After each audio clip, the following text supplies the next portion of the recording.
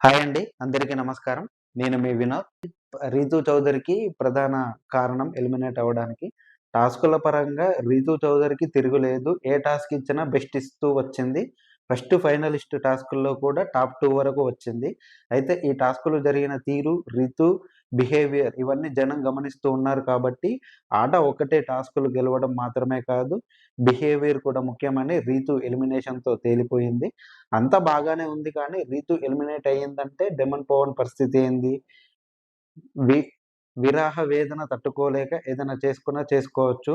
ఎందుకైనా మంచిది ఒక కన్నేసి ఉంచండి బిగ్ బాస్. ఈ రీతు చౌదరి కంటెస్టెంట్స్ పరంగా అంటే ఏదైనా టాస్కుల పరంగా గాని దానికి తనకు ఇచ్చినటువంటి ఏదన్నా వర్క్ పరంగా గాని ఎలాంటి లోటు లేకుండా చేసింది. చాలా బాగా వర్క్ జేయడం గాని, లేదు అంటే గేమ్ ఆడడం గాని చేసింది. కానీ ఇదే చిన్న ఇష్యూ వల్ల అంటే ఈ వాళ్ళు నడిపిన ఏదైతే ఈ 'రీతు చౌదరి' గాని, 'డెమోన్ పవన్' నడిపినటువంటి ప్రేమ వ్యవహారం బయటికి తెలవడంతో ఆమె ఎలిమినేట్ అవ్వడం జరిగింది. 'డెమోన్ పవన్' ఇప్పుడు ఏం చేసుకుంటాడో ఒకసారి 'బిగ్ బాస్' కనేసి చూడాలి. ఎందుకంటే తను ఎలిమినేట్ అయిన తెల్లారి అతను బాత్రూమ్‌లో కూర్చొని ఏడవడం జరిగింది. అది తనుజ చూసి మామూలుగా ఓదార్చడం కూడా జరిగింది. సో, ఇవేవి జరగకుండా 'బిగ్ బాస్' చూడాలి.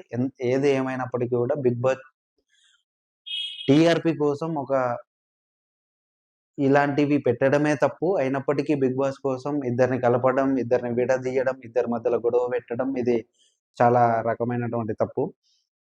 ఏదన్నుంటే ఏదన్నా టాస్కులు గాని, లేదంటే తను గేమ్ పరంగా గాని, ఏదన్నా మిస్టేక్స్ గాని, లేదంటే సరిగ్గా ఆడకపోయినా, ఉండకపోయినా దాని పరంగా ఎలిమినేట్ చేయాలే గాని, ఇలాంటివి మీరే పెట్టేసి, మీరే దాన్ని విడదీసేసి, మీరే ఎలిమినేట్ జేసేస్తే అది తప్పు. ఎందుకంటే ఇప్పుడు ఈ సీజన్‌లో దానికి నెగటివిటీ వచ్చినంత ప్రచారం ఇంకెప్పుడు ఏ బిగ్ బాస్ అంటే ఏ సీజన్‌లో రాలేదు. దానికి కొన్ని కారణాలున్నాయి.